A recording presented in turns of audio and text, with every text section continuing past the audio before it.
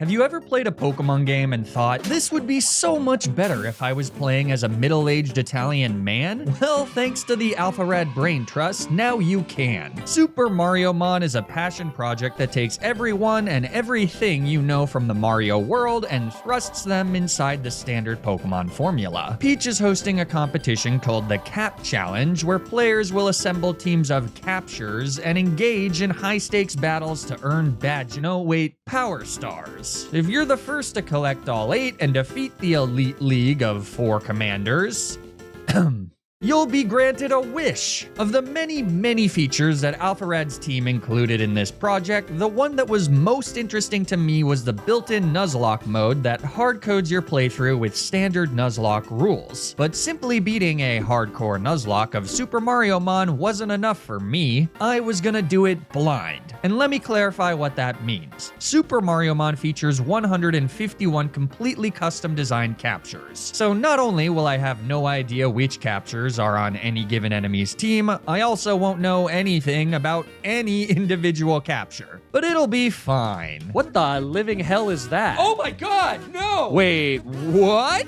What is this? What is this? Schooling? What the What on earth is that? Oh, what the is this? What the hell is this? What the hell is this? What the actual is that? What do we think this is? Our adventure begins on World 1-1, where Professor Gadd gives me the choice of 3 starter captures. I run a poll for Twitch chat to pick my starter, and in a rare act of democracy, I actually abide by the overwhelming support behind choosing Bob-omb, who I name Electrode because that definitely won't be confusing. Bob-omb is the fire-type starter, and my brother Luigi nabs a piranha plant, which I'm assuming is the grass-type starter.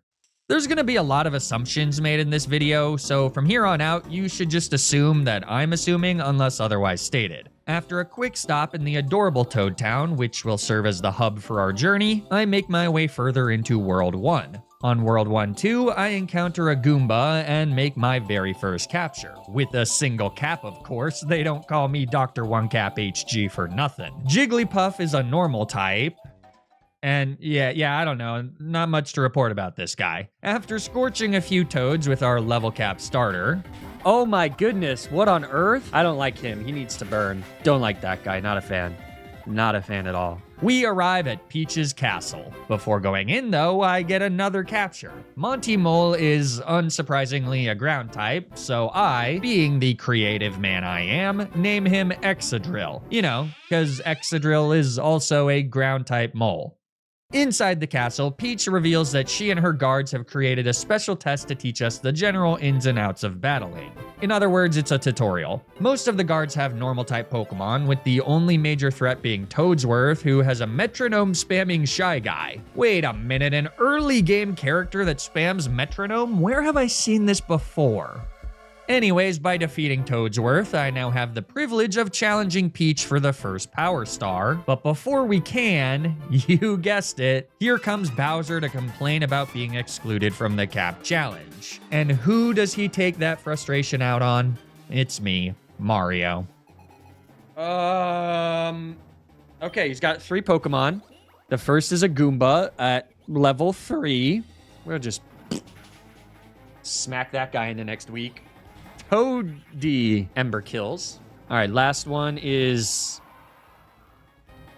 I love the idea that Bowser was just like, I'll fight him myself, which is definitely something that Pokemon should implement. I could absolutely kill like a Plusle with my bare hands. Now, the Dragon-type Bowser is quite bulky and has a pretty tricky moveset of Withdraw, Rage, and...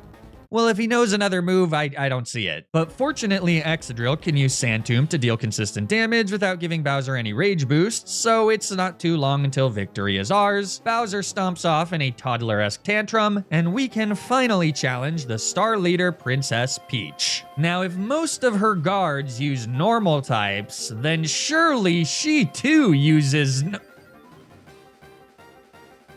Okay, in my defense, Biddybud does look like a bug type. Oh, is it a fairy type? Yeah, I have no defense for that. Well, Twitch chat manages to connect the dots just a hair before I do, so after eating another nasty covet, we get the KO on Biddybud with a low sweep, which brings in... What? All right, you eat this, right? Oh my god, no! Do I kill? I can't tell if I kill with that Oranberry. I'm not gonna risk it. Probably a good call there. Excadrill can use Sand Tomb against Baby Yoshi to deal some damage while he sets up a few Hone Claws. Then some casual infanticide brings Peach down to her last capture. Hope it's not a grass type. Thankfully, she's not, and even thankfully-er, she misses a Sing, so with one last Sand Tomb, we've defeated Peach and earned our very first Power Star. But Peach, being the benevolent monarch she is, gives me more than just my rightfully earned Power Star. She also gifts me a Yoshi egg, which of course hatches into a Baby Yoshi back in Toad Town. Based on his entry in the Tattle Dex, Baby Yoshi, aka Axew, appears to be the Super Mariomon version of an Eevee and can evolve into 4 different captures, though that decision won't need to be made until she first evolves at level 20 into, I'm assuming, like adolescent Yoshi or something. Before heading to World 2, I can plunder Peach's garden for a brand new capture. No! Not this thing! Oh, I hate him so much. What is wrong with it? Why does it have braces? Oh, man, of all the little cutie patooties we could have gotten, we got Grinning Bean, man. Ugh. Well, they can't all be winners. With the new level cap of 17, it's time for Electrode to evolve, and I'm pumped. Oh, what is this? Is this gonna be a fire electric type? That is such a sick typing. Whoa. Chuck, yeah. Are you kidding me? Is this a fire fighting type? Is this a firefighting type?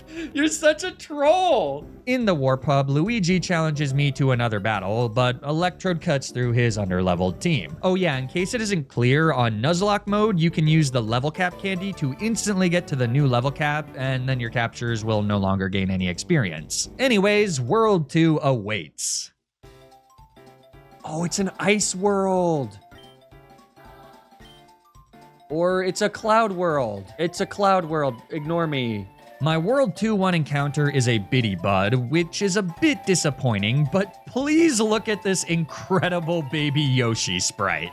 You like Krabby Patty Squidward ass motherfucker over here. With Ladyba on the team, it's time to start exploring, and here we have the first example of what, in my opinion, makes Super Mariomon feel like a truly special experience. Because Alpharad's team has managed to seamlessly bring classic Mario gameplay into what very well could have felt like a standard Pokemon game with a Mario skin. In this case, it's in the form of custom overworld puzzles that incorporate using switches and bullet bills to clear a path through World 2. Sure, Pokemon does occasionally have minor overworld puzzles, but they're nothing like this, and the extra effort to make this feel more like a true crossover between Mario and Pokemon really does make Super Mario feel like a unique and original project. Now, of course, a lot of these aspects don't really have a huge impact on a Nuzlocke, so I did want to make sure to specifically call attention to it here, and I will make sure to still highlight my favorite bits through the video, but if you want a full overview of everything this game has to offer, you can check out Alpharad's video or play the game yourself. My adventures through World 2 grant me 2 more Pokemon, a fire-type Padobu named Flareon, who I purchased from a sketchy salesman in Cloudcap's... what is this, a cap center, maybe? And then also we get a poison-type Tough Puff named Muck from World 2 too. Also, apparently you can run into the bullet bills and get them as encounters, but I didn't realize that until it was too late. And the red bullet bills are actually shiny, so technically the built-in shiny claws allows you to catch them even if you've already caught another encounter, but that seems a little cheap, no? Regardless, I have more than enough captures for a full team of 6 by the time I've made it to Daisy's Cruiser, where the second star leader awaits. I mean, I'm assuming it's Daisy, and for once, I'm actually right. After effortlessly solving another bullet bill puzzle, we don't need to see this. Our fight begins. And since World 2 is in the clouds, surely she uses ground types. Guessed it right on the first try. Her lead Pokey is also part grass type, so Flareon takes him out with 2 flame charges, though thanks to Rough Skin and 5 hits from Barrage, we get a bit closer to death than I would have liked. As Monty Mole comes in second, I switch to Ugh, Bruxish. But what he lacks in aesthetic appeal, he makes up for with a ground resistance that lets him go tit for tat against Monty Mole via an onslaught of Lefages. Ladies and germs, we got him. Twister. Sandstream, huh? Okay, so this is probably flying ground. If Twister is a ground flying type, my team doesn't exactly have the best matchups, but at least Excadrill can come in to take advantage of the Sandstorm with his Sand Veil ability, which I definitely knew about. Why did that miss? Do I have Sand Veil? Look at that. Best Nuzlocker in the world, baby. Our only way to deal damage is with Scratch, and Twister does way more to us, in addition to having a flinch chance, than we do to our evidently bulky foe. So eventually, I switched to Jigglypuff, where I also learned that Twister's Sandstream results in a permanent Sandstorm as opposed to the 5-turn limit of later generations. On the next turn, Twister rips a Sand Tomb, which does massive damage and threatens the very first death of the run. Though with a Rapid Spin, Jigglypuff can not only free himself from a Sand Tomb, but also gain a speed boost, which means that I now have a life or death decision to make. Does Jigglypuff at +1 outspeed Twister? My gut says yes, but I have no idea. Twister could be one of the fastest captures in the game, and Goomba could be slow as I don't know. So goes the blind Nuzlocke of a Pokemon game without any Pokemon. However, by inspecting my party, I see that Jigglypuff is my second fastest teammate after Flareon, so I decide to put his life in his own hands, metaphorically. Okay, I'm gonna risk it. I'm gonna risk it. Headbutt, headbutt, headbutt. Good job, Jigglypuff. Let's go. That's 2 power stars obtained, and we remain completely deathless. With the new level cap of 24, a handful of my teammates evolve, which is probably the most exciting part of playing a game blind. Jigglypuff evolves into the hilarious Goomba stack, Excadrill evolves into Mega Mole, and Ladyba evolves into Parabitty, who has the best cry, but the worst ability. To the box you go. Oh, also Baby Yoshi evolves into Just a teenage Yoshi, baby. Listen to Iron. Back at the Dub Hub, Gadd informs me that I can choose to go to either World 3 or World 4, but I simply decide to go in order because, and I quote, I'm a nub. As usual, our journey through World 3 begins with an encounter on 3-1. Oh my goodness. Who the hell is this cutie patootie? Glad you asked, past Flygon. His name is Whalmer, and he's a single-stage bulky water type.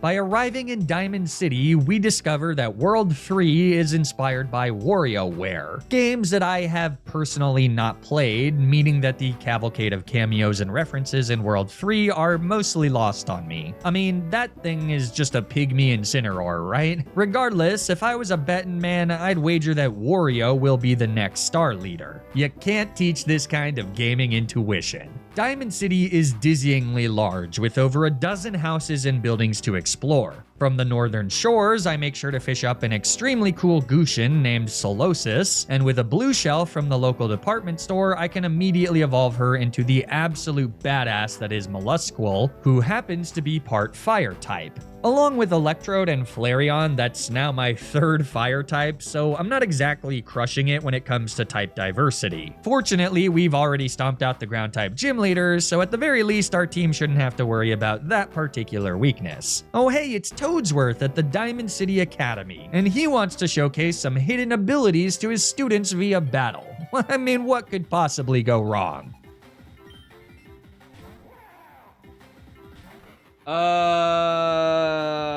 Right, not ideal, but we can go to Excadrill, maybe?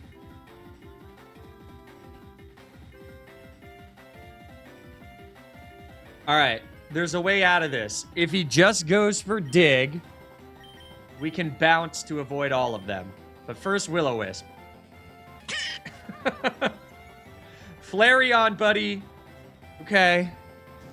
That's horrifying. Okay. Well, thankfully, Toadsworth's Mega Mole is addicted to honing his claws, so Flareon manages to get the KO without taking a single tick of damage. His second Pokemon is simple enough, though I do learn the valuable lesson that just because something in this game is made of metal doesn't automatically make it a steel type. As a reward for acting as his teaching assistant, we score an ability patch that can be used to give one of my captures their hidden ability. As our journey through Diamond City continues, I have another fight with Luigi outside of Ashley's mansion, though he remains fairly underwhelming since his Ace Piranha Plant thing is very weak to my trifecta of fire types. Then inside Ashley's mansion, I catch a Boo named Mimikyu who can immediately evolve into Balloon Boo before we battle the homeowner and her 3 ghost types. Or at least I think they're all ghost types. What the hell? Is it like... I bet it's dark ghost type. Okay, I bet it's not dark ghost type. Our next stop on the Diamond City tour is Club Sugar, where after a Bop It-esque minigame, I gotta face off against Jimmy T. Probably also a WarioWare character, right? He leads with an Ukiki, who I can't suss out the type of based solely on his moveset of Fake Out, Mud Slap, and Scratch. I mean, unless he's normal ground, but what are the odds of that? Against Excadrill, Ukiki switches out, electing to bring in Hammer Bro on a nasty dig. It seems like a nonsense play, but as I go for my second one, we see why. With a Rain Dance, Hammer Bro's Forecast ability activates, changing his form not into a water type, but into a flying type. It's pretty cool, though unfortunately with the rain now set up, Solosis is about to tear Jimmy T's team apart. Scalds kill Hammer Bro, Koopa Troopa, and finally Ukiki, who takes super effective damage. So maybe he is normal ground type. Oh, I forgot to mention that the whole reason we're fighting all these fellas is to collect the 3 passwords needed to access the WarioWare Inc. building, where Wario is scheming to release a game that rivals Mariomon, which is the game that the Diamond City denizens are obsessed with. I'm assuming that this too is all a reference to something in WarioWare. Anyways, the final password requires completing a stint in Super Mariomon's version of the Battle Factory, which forces the use of rental captures and doesn't adhere to Nuzlocke rules. But it's still a pretty fun little quest, and it lets me gain some insight into the types of a handful of Pokemon I've yet to come across. Against the factory head Penny, though, I do get to use my own team. She has 3 different versions of an Oricorio-esque capture called Virus, but it's impossible to tell really anything about these guys other than their typings because all 3 of them just spam workup until they're dead. All that work just to die with nothing to show for it. Maybe this battle is a biting critique of late-stage capitalism and the death of the American dream. Or maybe it's an AI quirk. Either way, we've got all 3 passwords, so it's time to put a stop to whatever Wario is cooking. Prior to that, I decide to evolve Axew with a yellow shell purchased from the department store. My reasoning is that an electric type would go a long way to give my roster some type diversity, but that doesn't really look like an electric type. In fact, Yellow Yoshi is a ground type, which we already have. Well, as we enter WarioWare Inc., we're right in time to witness Wario announce the release of his new Puromon rival game, Wariomon. Something strange seems to be going on with Wario's PC. Is that supposed to happen? I downloaded this off the internet. Uh-oh.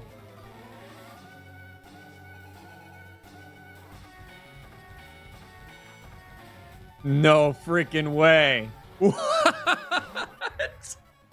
I mean, you gotta hand it to the Alpharad team. This is pretty damn cool. Red's Tauros knows Blizzard, classic Gen 1, and thankfully he misses, so keeping Axew in goes completely unpunished, though I'd be shocked if that got a KO even with a critical hit. I switch to Electrode as Blizzard number 2 gets the freeze. But unlike in Gen 1, where freeze is literally unthawable, freeze in this game has been replaced with the frostbite mechanic from Legends Arceus. Arceus. As a special version of Burn, it's far more balanced. Tauros reveals Dig, so I switch to Mimikyu, who has Levitate and is free to take the KO with a few Sucker Punches. Just kidding, he actually runs out of Sucker Punch PP, so I need to bring in Bruxish, shrug off a Dig, and take the KO with the Bullet Seed. The rest of Red's Pokemon are much less of a problem, since Solosis is kind of ridiculously powerful at this point in the game. Arcanine falls to a Scald before Lapra and Exeggutor both go down to a few Fire Pledges.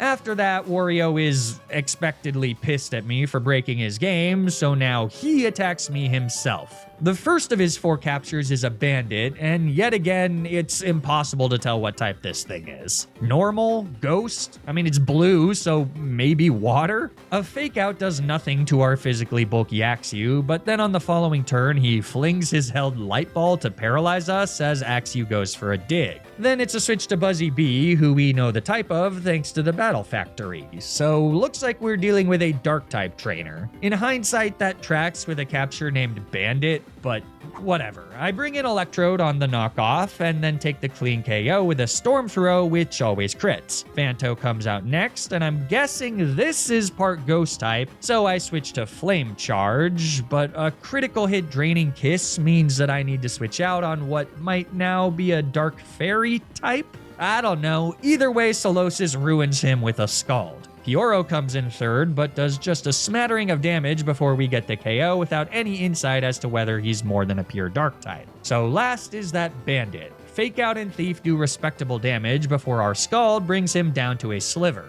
So with a priority Aqua Jet, Solosis gets the final KO to win us the 3rd Power Star. But that's not all we have to celebrate, because the new level cap of 32 means that we can finally evolve Bruxish. Get him out of here. Oh no, he's gonna have the same thing. Oh, he's just got fucking wings. I hate his face. I hate his face so much. The next world, World 4, is Waluigi's fiefdom. Everyone in this dreary domain wheels and deals in purple coin, so in order to make it to Main Street, we'll need to collect a small fortune. Along the way, I snag 3 more encounters and the ability to surf across water. Now that Bruxish has gained a secondary flying typing, he's able to clear through most enemy captures with acrobatics, like an endless buffet of perfectly cooked fish fillets. Perhaps I judged you too harshly, Bruxish. Once we've made it to Main Street, I beeline to the casino. Wow, I can't stop winning.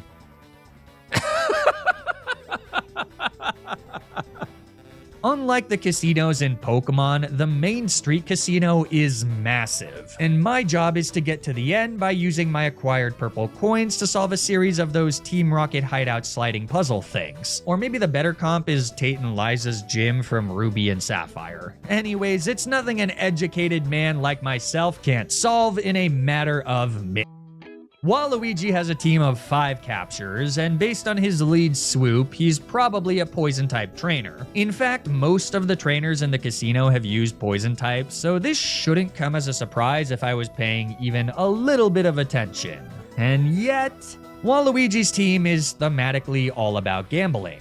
His Pokemon know moves like Acupressure, which causes a boost to a random stat, and most of them seem to be holding a Starf Berry to do the same once they fall below 25%. Fortunately, my team happens to have pretty good answers into Poison So what do you type. think this is? Do we think this is Bug Rock? Oh my god, how are you still not getting this? It's Bug Poison type, moron! It literally has Tox at the end of its name! Well, the AI's propensity for clicking Baton Pass means that we can get off a few hits for free. Waluigi's Porkypuff is the toughest to take out since his dives threaten my 2 ground types with super effective damage, and a combination of Poison Fang and Baneful Bunker can be used to spread nasty poisons. There is a frighteningly close call with Mimikyu, who takes massive damage from a dive. Were it not for an Oranberry, the subsequent poison damage would have resulted in our very first death. But a switch to Solosis and some slow exchanging of damage finally takes out Porkypuff a few turns later. With all of the prior baton passing, that was actually the first KO of the fight, though as Shrewboyd comes out next, we now know Waluigi's entire team. Excadrill takes out Shrewboyd with a few digs, as well as Tarantox and Swoop with a few smackdowns apiece, using his held Shell Bell to stay reasonably healthy. Nevertheless, he still needs some assistance from Axew to take out Huff and Puff and win us the 4th Power Star once again completely deathless. The new level cap is a big one. At level 40, several of my middle stage captures can now evolve into their final forms. Mimikyu and Electrode into dual Monarchs, Excadrill into basically an Excadrill, Muck and Glamora into 2 of Waluigi's teammates, Araquanid into whatever a Scuttlebug is, and Flareon into what is rumored to be the best capture in the game, Blarg. The Fire Dragon-type beast is essentially this game's Gyarados, which tracks given the whole illegal purchase from a fisherman thing. Bottom line, we've now got a full-powered team as we enter the World 5 pipe that brings us to the jungles of Donkey Kong Country. This is easily the coolest world so far. In order to make it to the Kong capital and stop Bowser from stealing the golden banana, I need to partner up with Captain Toad, commanding us both together and individually to complete a series of overworld puzzles, all the while engaging in the jungle's special form of battling, Wild Battles. I mean, they're literally just double battles, but Wild Battles. sounds way cooler. When playing as Captain Toad, he has his own set of captures and items, making for a particularly unique challenge. You can even catch him new teammates, since he's not playing with Nuzlocke rules, which get added to his roster as our journey continues. Once again, it's this level of creativity and originality that makes Super Mariomon an extra special experience, and the execution is really on a completely different level. By the time we've made it to our fight against DK in the Kong capital, I've gained Caterpie the Wiggler, Seaking the Cheep Cheep, Mankey the Ukiki, Kingdra the Fishbone, and most importantly of all, a deep respect for Bruxish. You know, I've really grown to tolerate Bruxish. Acrobatics goes a long way. Okay, maybe not a deep respect, but that right there is growth. The budding of a beautiful friendship. And all it took was him eviscerating a jungle's worth of adversaries. My guess for the Caked Up Apes type specialty is either grass or fighting, and as he sends out his 2 leads, grass type it is. I actually have no idea what that thing is, but it's probably grass, right? Whatever he is, Spindrift just uses a safeguard, so with our slight level advantage, Bruxish takes out his clone with an acrobat.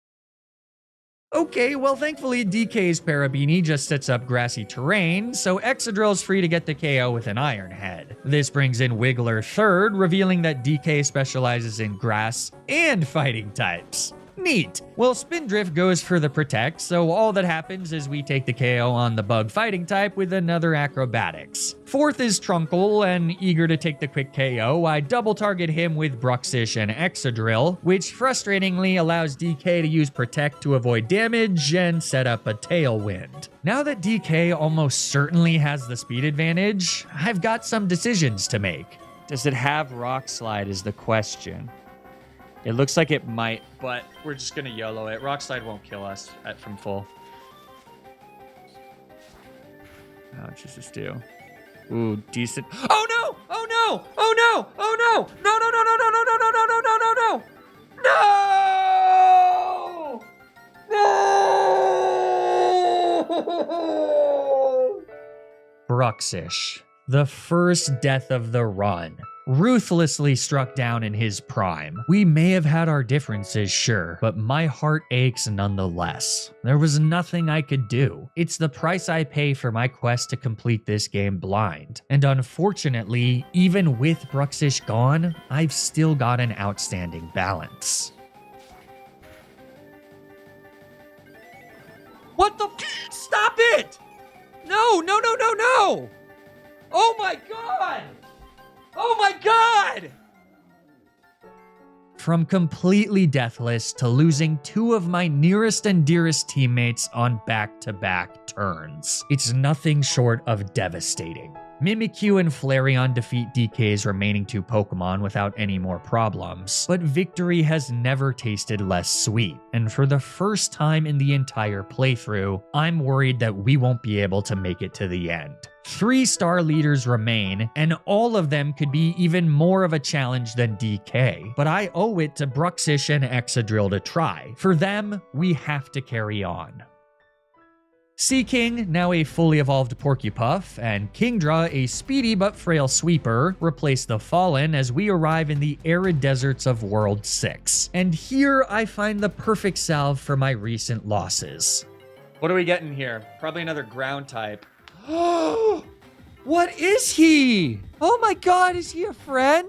With Onix on the team and immediately evolved, a king for a king, we can start exploring. I got a soft sand. What's a fella gotta do to get a soft sand? Know what I'm saying? Wow. That was, wow.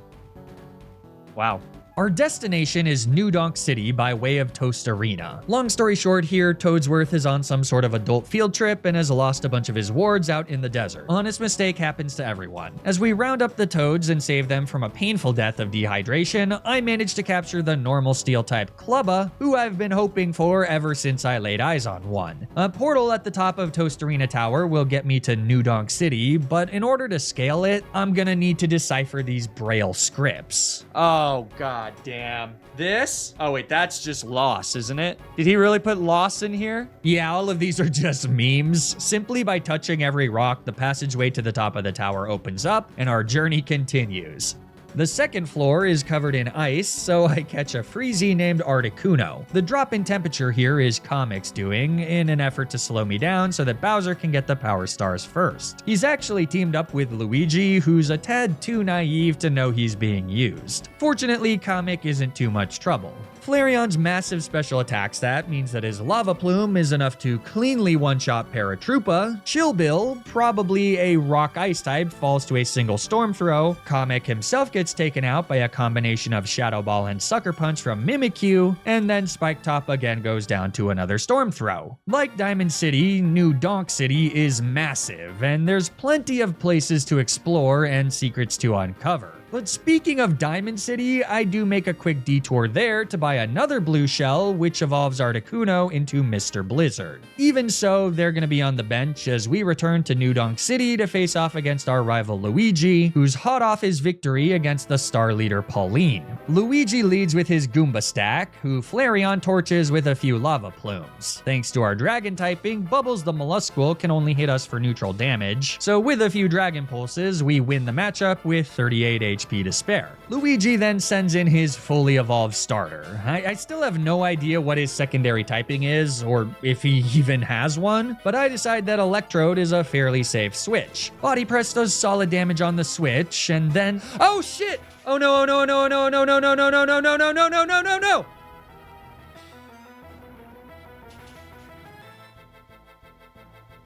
I can't do this anymore. Debut for Seeking. Son of a... What is this? What type is this? Is it ground type? I don't know. Stop it! Oh my god, I can only take so many heart attacks. Oh my god, this is terrifying. I need to figure out types. I need to figure out these types, man. Private. Okay, this is a normal flying type. I know about this one. Surely we can survive 2 acrobatics with Onix, right? Barely. Let's Rock Slide. Oh, god damn it.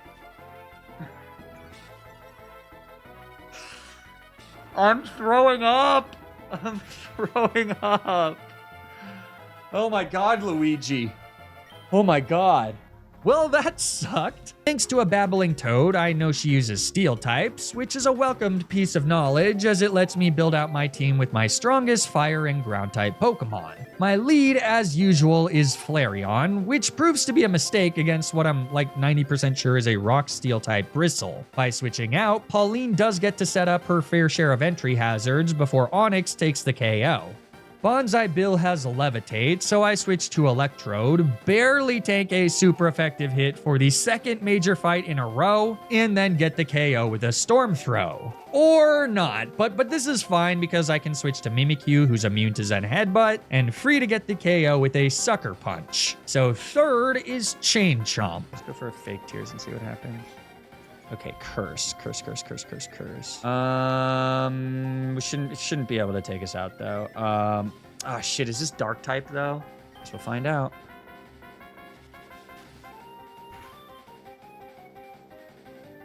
No.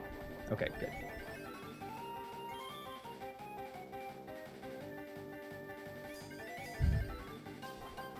Come on. Eat that.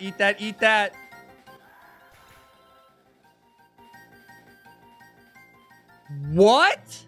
Turns out the Chain Chomp's got quite the attack stat, and Mimikyu, despite a phenomenal special defense stat, is fairly frail on the physical side. That's another legend down, and one that provided my team with some truly incredible immunities. The Undead King will be missed.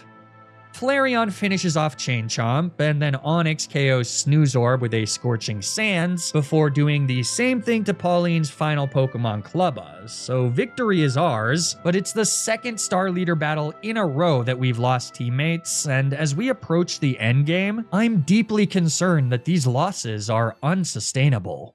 In Mimikyu's place, I decide to bring Shuckle onto the squad before pulling a Katy Perry and arriving at Rosalina's Comet Observatory. Our mission here is simple. Collect 5 silver stars by defeating Rosalina's Lumas across 2 separate planets. Do that and I'll be able to challenge her for the 7th power star. On 7-1, I catch Elgium the X-Naut, a cute little fella that quickly evolves into the normal dark type E-X-Naut, or in other words, She's the same guy but brown. by challenging Rosalina's first Luma, I discover that they're not only cap trainers, but also possible encounters. So I'm determined to bring one of these cuties onto my team before our time on World 7 is up. And soon enough, an opportunity arises. Show me Luma. Yes! Fairy type coming in hot. Yeah!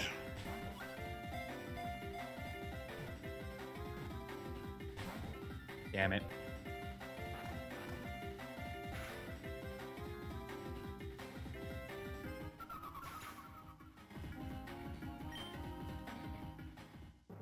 All right, well, that's dead. The remaining Lumas provide minimal issues until the very last one, who sends out an aura-boosted Crystal King. His ability to recover makes him tricky, but I'm hoping that Flareon can outdamage him with super effective lava plumes. Critter burn. Let's see it. Critter burn.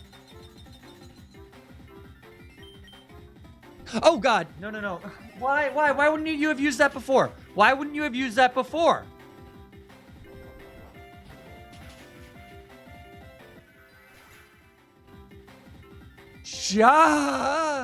Thanks, I crapped my pants. Well, with the final silver star obtained, it's time for our fight against Rosalina. As the battle begins, my guess is that she's either a fairy or psychic type trainer. Her lead Luma, which is fairy and psychic type, doesn't provide any clarity, but as we have tragically witnessed, we know he can easily fall to a single hit from Sea King. This brings in Mr. I, which seems to suggest that Rosalina is rocking psychic types. So Shuckle's pretty good here. We do get paralyzed from a glare, and a knockoff doing only neutral damage seems to suggest that Mr. I is probably a psychic dark type. Regardless, Shuckle sets up a few layers of toxic spikes as our Rocky Helmet does respectable chip before we finally take the KO with an Iron Head. This brings in Starbag, a speedy pure psychic type.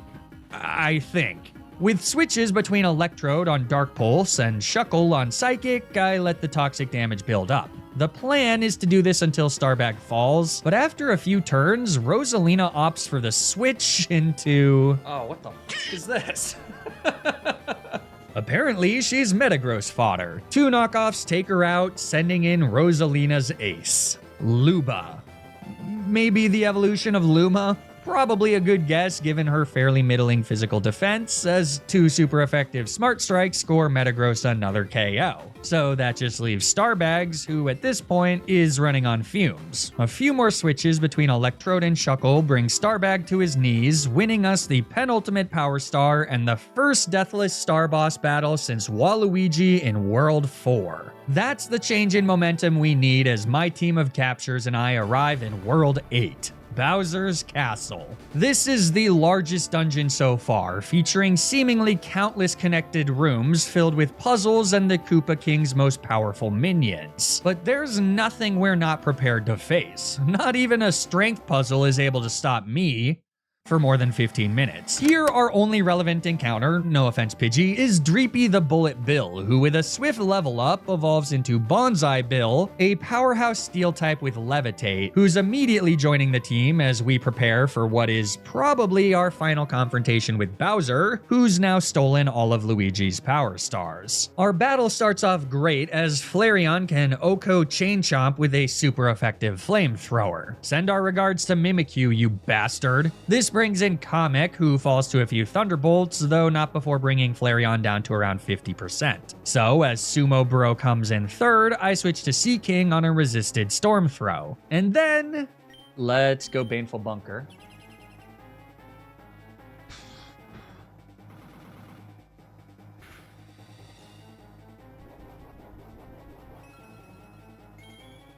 What? This has unseen fists? Alright. Well, thankfully, Sumo Bro isn't quite as threatening as Urshifu, so despite that blunder, Solosis snags the kill without too much of a loss in momentum. So fourth is... I don't even know, man. It's got Bisharp colors, so I decide my best bet is a fighting type, though a nasty wild charge suggests that this might be an electric type. We're obviously risking a critical hit if we stay in, but it's a risk I'm willing to take. Me, did that just kill me? Okay, Electrode a boss, but everything has Razor Shell, huh? Things are admittedly getting a little tight as Bonsai Bill comes in fifth. With some patient switches, I can eventually bring in Dreepy, though even with a 3-level advantage, there's no way to guarantee that we're faster. But landing a Flare Blitz with Dreepy is really our only hope. Good job, Dreepy! You're faster! Is that enough to kill, though? Let's go! With a crit it is! Oh my god, Dreepy, you king. Unfortunately, there's still one capture left. Bowser himself. And this time, he has the ability Supreme Overlord, which grants Bowser a 10% boost to his attacks for every fainted capture in his party. With 5 captures gone, that's a 50% boost. Bowser's basically holding a choice band, my team's crippled, and this is very bad. But as a brilliant man once said, when there's a flinch, there's a way. Yeah, man, we're just going for flinches. You're right. You're so right. Flinch! Flinch! Flinch! Okay, come on. One more, Dreepy. One more, Dreepy. One more, goat. Come on. Go.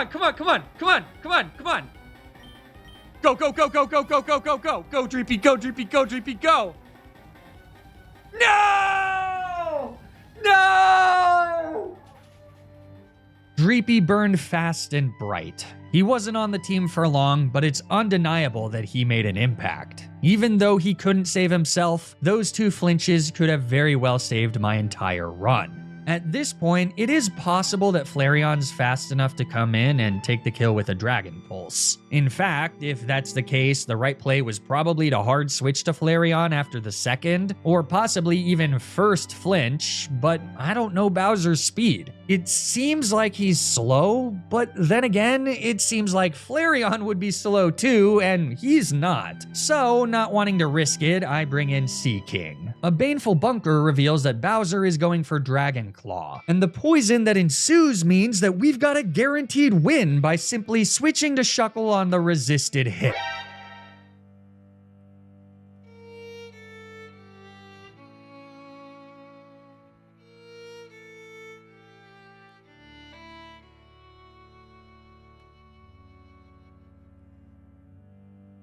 What? Another teammate dead, and tragically, our third steel type lost. That means that Metagross the Clubba is our only one left, but I don't even have time to fully process my grief because Bowser's not down for the count quite yet. With a mighty roar, he becomes Giga Bowser. And without even a chance to take a breath, I find myself in the midst of a multi-battle with Luigi. Giga Bowser gains an Omni boost at the start of the battle, which makes me terrified at the prospects of a full-blown wipe. It's clear that I gotta switch out Flareon, so Seaking takes the field as Chuckstack rips an impressive super effective head smash. Dragon Rush flies into Seaking and does enough damage that Bowser should want to take the kill on the following turn. So I go for a Baneful Bunker. Another head smash brings Bowser into the yellow, though he's holding a citrus berry to restore some HP. And then, unfortunately, Bowser targets Chuckstack with a Dragon Rush. Our Baneful Bunker was useless, and even with a bit of leftovers recovery, another Dragon Rush will still likely get the KO. And though I could switch to Electrode, I'm not sure what good that does me. Even if Dragon Rush doesn't kill on the switch, we're not surviving 2 hits. So my only play is to attempt a double protect. But I don't get it, and after a depressingly weak acrobatics from Bitey, Bowser gets his 3rd KO on poor little Seaking. Now, apparently, Giga Bowser is extremely slow, meaning that the better play was probably to use Waterfall for some damage and the chance of a flinch, but sadly, I didn't know that at the time, though I probably should have guessed it given that Chuckstack managed to outspeed on the previous turns. Regardless, since we do outspeed, Seaking's sacrifice ensures that Electrode can come in for free, and after another limp acrobatics from Bitey, he does big damage with Storm Throw before Bowser fires off a nasty Razor Shell that we survive in the yellow. So one last acrobatics brings down the gigantic demon, defeating Bowser and his army for the final time. Luigi's safe and the final power star is ours, but as we enter the final stretch of Super Mariomon, my team's taken a sizable hit. Some of our strongest and bulkiest teammates are gone, and finding the right replacements will be critical for defeating the Elite Four, or whatever it's called in this game. Fittingly, to get there, we need to make it through Rainbow Road. And here lies our hardest challenge yet, Muck Bike puzzles. Oh, fun!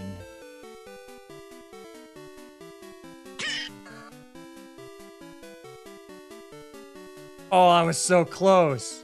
Okay, it's okay, it's okay. I got this. I so got this. 1 ball HG, one drive HG. It's fine, it's fine, it's fine. Hold on. We're good, we're good. We're good, we're good, we're good. We're good, we're good, it's fine.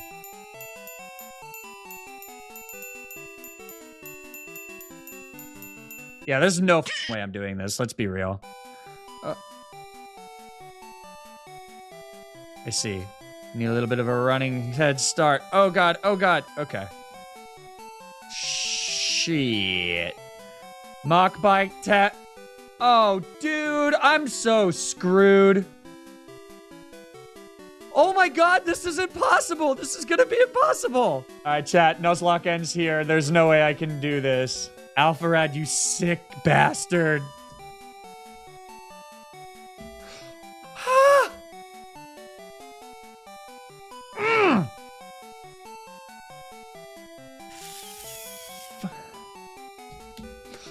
No!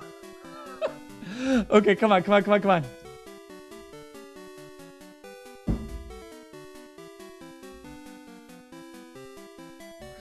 Yes! Yes! Woo! I am the Nuzlocke god. Let's go. Oh, that was a shortcut? I thought I was forced to do that. That wasn't even required? With that, we've made it to the final challenge. 4 elite trainers and a champion. I genuinely have no idea who these trainers are or what they'll have, which makes building out my final team extremely tricky. But there is a way to make some educated guesses. See, back in Toad Town, there's a merchant who sells a range of different berries, including a handful of the damage-reducing berries that correspond to each of the 18 types. These berries get slowly unlocked with each power star obtained, and are based on the type or types that each star leader specializes in. At the moment, there are 10 types represented, so my best guess is that the Elite Four trainers will represent some subset of the remaining 8 types: Flying, Rock, Bug, Ghost, Water, Electric, Ice, and Fairy. There's no telling which 4 of these types will be represented, or that the Elite Four will even have type-themed teams for that matter, but I reason that my best bet is to build a team that has answers to all 8 of these types. So here's what I come up with. The first 3 are my fire-type trifecta. Flareon, Electrode, and Solosis have consistently been exceptional throughout my entire playthrough, and my familiarity with using these 3 captures is reason enough to justify their inclusion. Not to mention that it'd feel wrong to not have them on my hopefully winning team.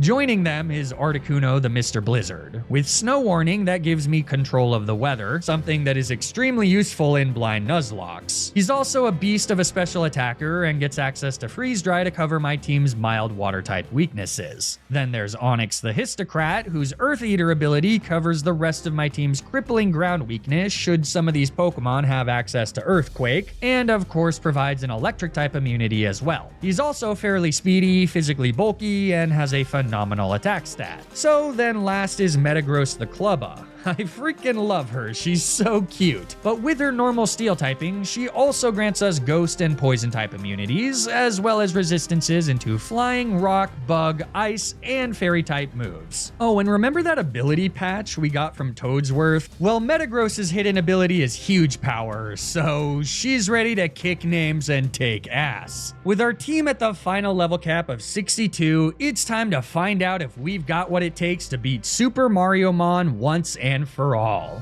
Let's do this. Like in later generations of Pokemon, this Elite Four can be challenged in any order. There's a brief description of each portal, but none of them help me reach any meaningful conclusions about who's waiting for me on the other ends. I arbitrarily decide to go through the bottom left portal, where I discover that the first member of the Super Mariomon Elite Four is Toadsworth.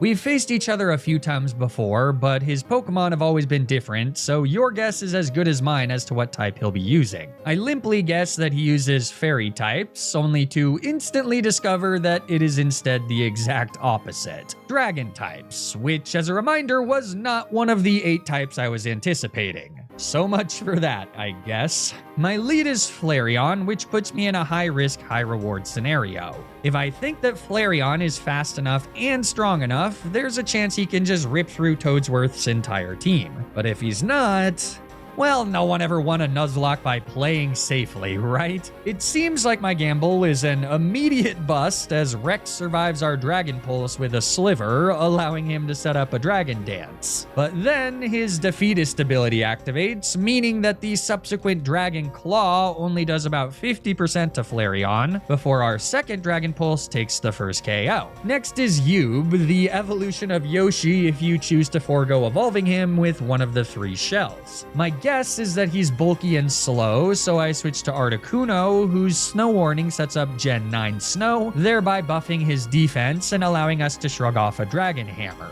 Articuno then rips a massive Never Melt Ice boosted Blizzard that cleanly one-shots Toadsworth's bulky boy. So third is T-Rex. Okay, we used him. Is he fast?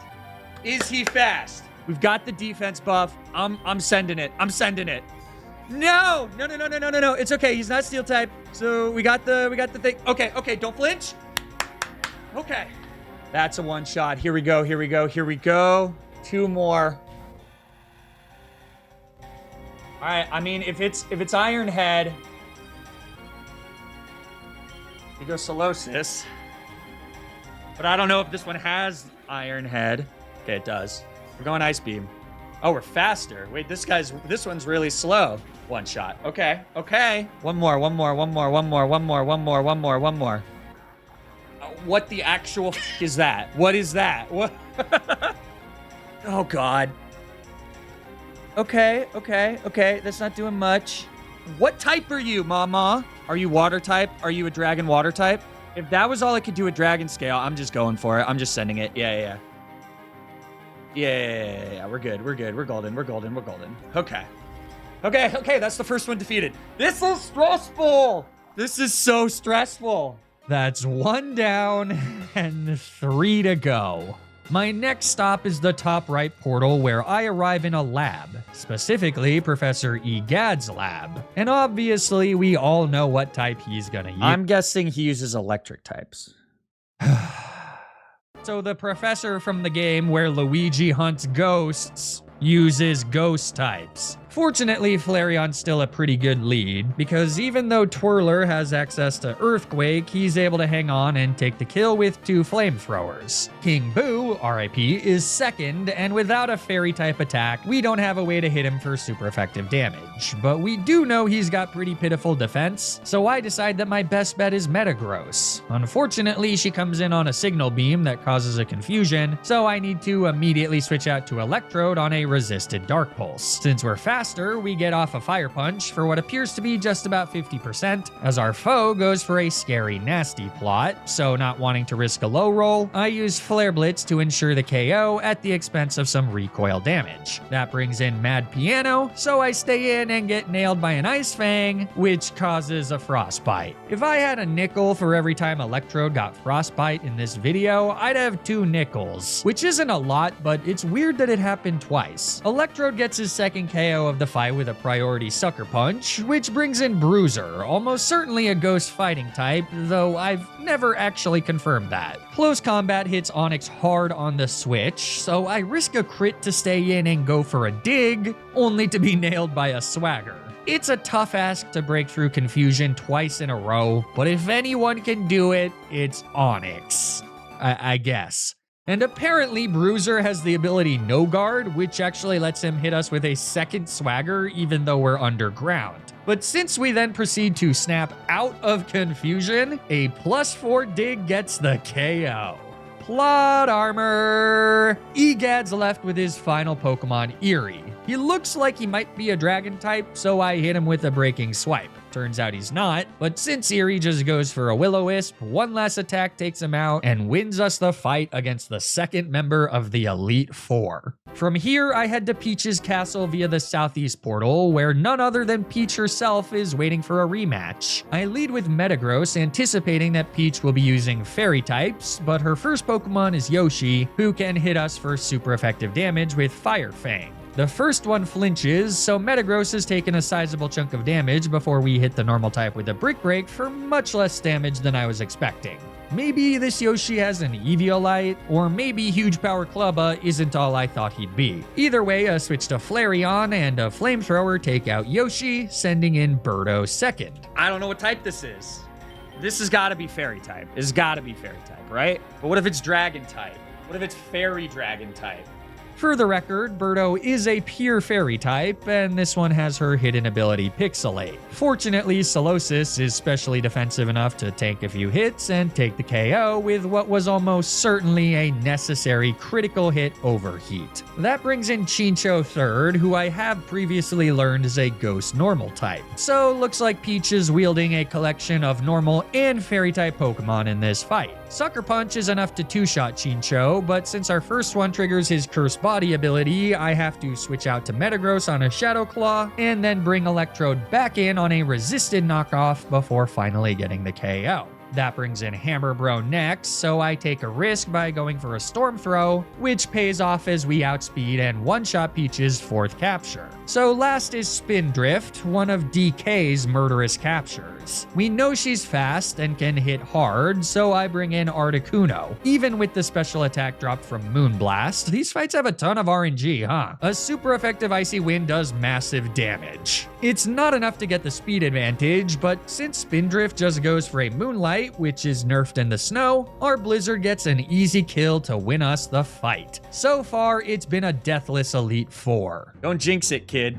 And all that's left is the final portal in the northwest. Back in Bowser's castle, I find Kamek, who's standing in for Bowser. As our battle begins and Kamek leads with Angry Sun, I make an educated guess that we're dealing with fire types. With Drought setting up the sun, Solosis' water type attacks are at half power, but even so, Steam Eruption hits hard. After a workup, Angry Sun rips a pretty nasty wild charge, but then the combination of Rocky Helmet Chip and recoil damage take out our foe. Unfortunately, as I realize in the moment, This is my best fire resist, so that was not good.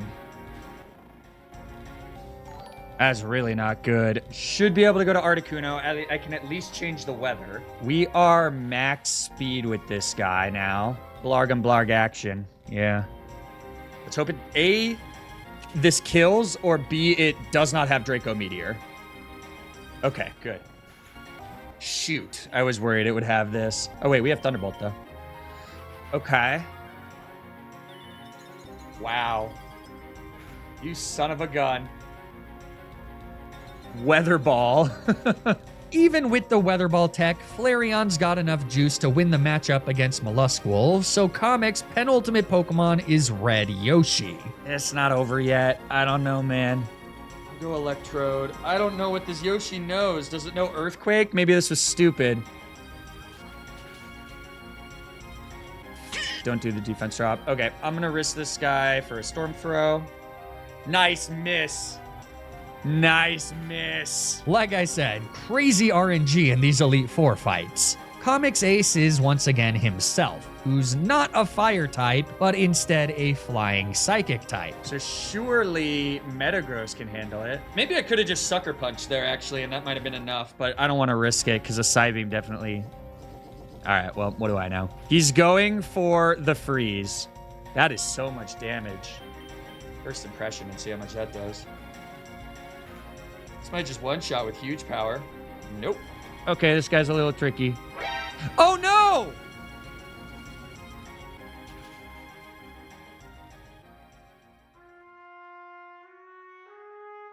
Thankfully, Electrode can come in and take the KO with a Sucker Punch, but with Metagross dead, our dream of the first Deathless Elite Four in Super Mariomon history is gone. And now we've got just 5 Pokemon left to deal with the champion. Side note, and not to speak ill of the dead, but this was an all-time horrible Elite Four performance from Metagross. She got confused by a Signal Beam, flinched by a Fire Fang, and then died. Our 5 remaining teammates are gonna need to clutch up big time for this final fight. And maybe you already guessed it, but the champion of the Cap Challenge is Mr. L. One last fight against our rival is all that separates me from the glory of an attempt 1 victory. He leads with Chorapoo the Major Burrows. With Earth Eater, Onix is safe from his most dangerous attacks, and better yet, the AI seems a tad confused by our immunity, which means that Onix is able to take the first KO of the fight at full HP. My brother and I are officially tied at 5 captures apiece. Mr. L brings in Super Puro, which for the life of me I can't remember anything about despite this being Wario's ace. In fact, in the moment I had completely forgotten that I fought Wario at all, even though at the time that was literally 2 days ago. Anyways, after eating a knockoff, I bring in Electrode on a Power Whip.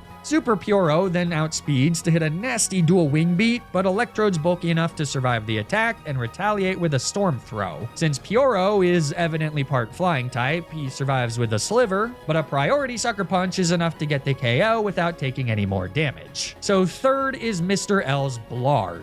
And since I can't afford to bring in Flareon on what might be a Dragon-type move, I decide to sacrifice Onix for the safe switch. Thanks a lot, buddy. We'll make sure it's worth it.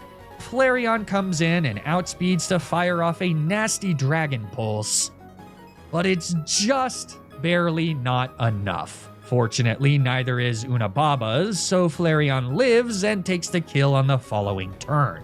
Things are starting to get tight. Mr. L sends out his King Boo fourth, and not wanting to sacrifice Flareon, I make the hard switch to Solosis. Royal Scar outspeeds, so after doing damage with a Steam Eruption, I use a slow flip turn to bring Electrode in without eating a Bitter Malice. The plan is to take the kill with a Flare Blitz, but Mr. L makes a surprise switch into Mr. Fish. So I bring in Articuno, who takes nasty damage from an Aqua Tail. Thankfully, we're faster, and with a Freeze Dry, Articuno gets the clean KO. That means that there's just 2 more captures left. Royal Scar comes back in, and even though our Blizzard isn't enough to get the KO, he just goes for a Will-O-Wisp. So another Blizzard gets Articuno his second KO of the fight, and leaves Mr. L with his final capture. The last capture left before I've made it to the Hall of Fame. The only issue? My team's in really bad shape. Oh my god. Is Bitey gonna sweep us? Do we live this? Do we live this? Do we live this? Ooh.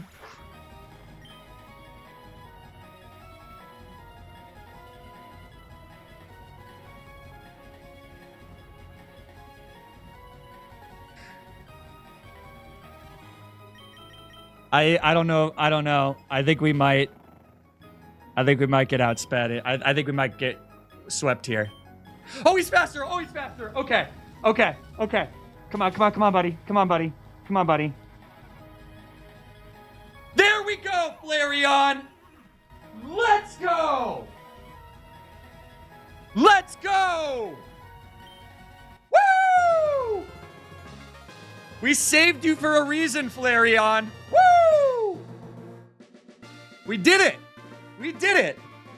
I'm the first person to ever Nuzlocke this game. Okay, that's not true. It was a joke. Captain Kidd was actually the first to Nuzlocke it, but since he played a tiny role in creating the game, I was technically the first person to complete a fully blind Nuzlocke. Definitely not the first one to get their video out, but what are you gonna do? Regardless, I hope you enjoyed watching my journey even a fraction as much as I enjoyed experiencing it. This game is so much fun. It truly does feel like a collision of 2 legendary gaming franchises. And the craft, the attention to detail, the love for both franchises that's so apparent throughout makes Super Mario a game that I simply cannot recommend enough. So do yourself a favor and play the game yourself. I promise you it's worth your while. And be sure to check out all the other Super Mariomon content that so many other talented creators have made. But before that, if you did enjoy this behemoth of a video, you should leave a like and subscribe to the channel.